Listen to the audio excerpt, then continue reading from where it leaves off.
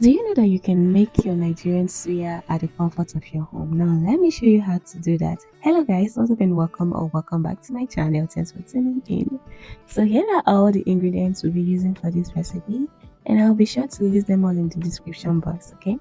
So I'm going to be using this thin sliced beef, and the first thing we'll do is to layer that into a chopping board and chop the meat into desired sizes, okay? You can cut them however you want.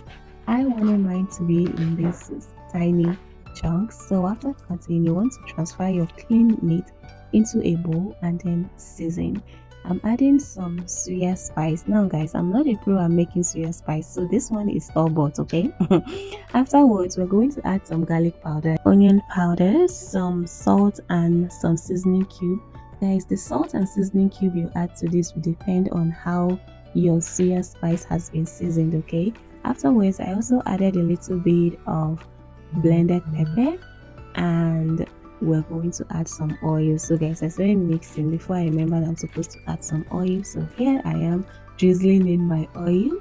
So afterwards, you're going to mix this properly well. Take your time to mix it, making sure that all that nice seasoning gets to every bit of this meat, okay?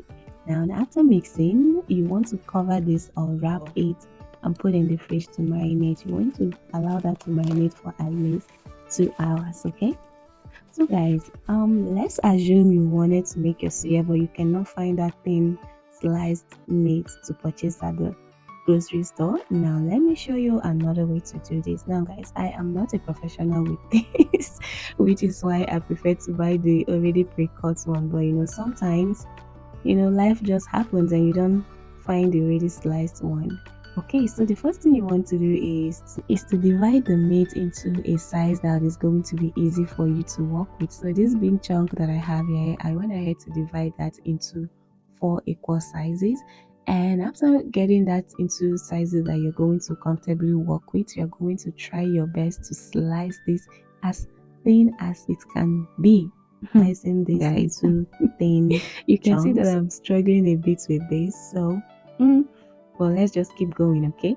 So after slicing it into these thin chunks, you want to go ahead and use your meat mallet to beat the meat a little bit more, because you want it to be more flat and to be as thin as it can be.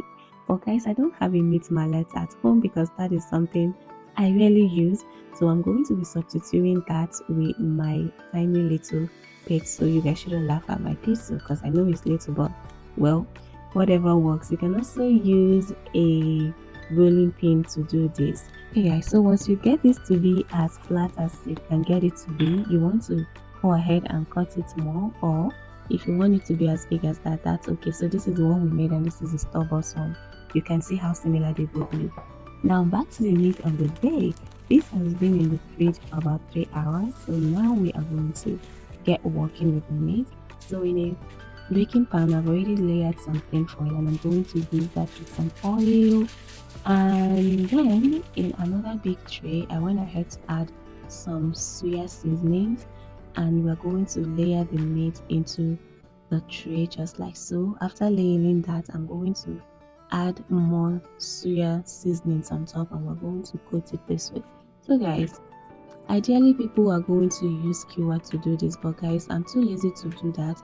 I'm craving for suya and I don't want to put in all the work and all the effort that they put into making suya, so this is my lazy way of making mine, okay? Don't judge me. Now after coating that and making sure that your suya seasonings get in well, you're going to layer that in your pan and then go ahead and grease that suya top with more oil. Now this oil is going to keep that as moist as possible, but yet crispy and yummy. Okay guys, so afterwards you want to put this into your oven and allow that to bake for like about 20 minutes, or depending on how crispy you want your suya to be. And after baking, bring it out. Your suya is ready to be devoured. Guys, I just couldn't wait to finish filming this video to dig into this suya. Now you want to add your suya into a bowl and garnish with whatever you want, and then dig in, enjoy, and satisfy your craving. Okay guys, hopefully you guys find this video helpful. Now you don't have to be in Nigeria to enjoy your yummy suya. You can definitely make this wherever you are. Just be sure to buy your suya seasonings, or there are so many videos that can teach you how to make that by YouTube. Just that might not be coming from me. So thank you guys so much for watching. Hope to see you in another video. Bye.